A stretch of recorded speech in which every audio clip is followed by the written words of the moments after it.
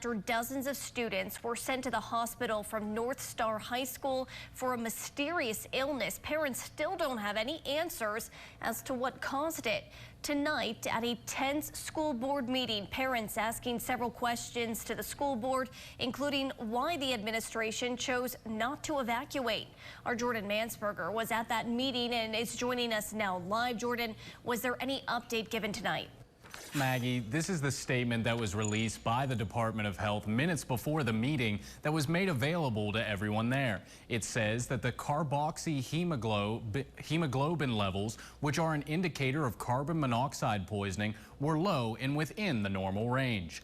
Now, we're told the EPA continued testing the air inside of the building for over 1,000 kinds of chemicals, but that yielded only negative results. This all began when there were 6 seniors taken to the hospital Thursday morning after 2 had passed out during a CPR training led by EMS officials in the library.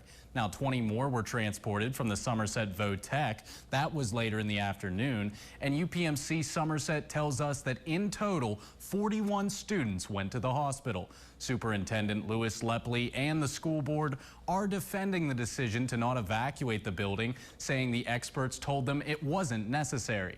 Now, also at that meeting was North Star senior Sierra Emmerich, who was taken from the Vo-Tech and says she got treatment for carbon monoxide poisoning at the hospital.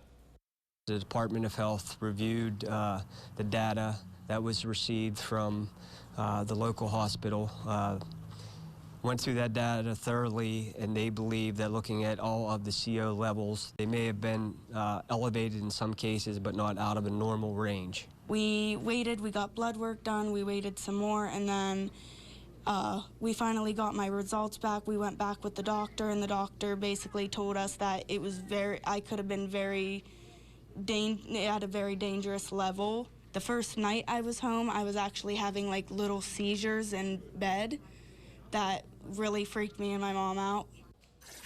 Now, Lepley says that police are investigating as they continue to search for a cause, but several parents and students are still certain that it had to be carbon monoxide. I'll have more on that coming up on WTAJ News this morning. For now, in studio, I'm Jordan Mansberger.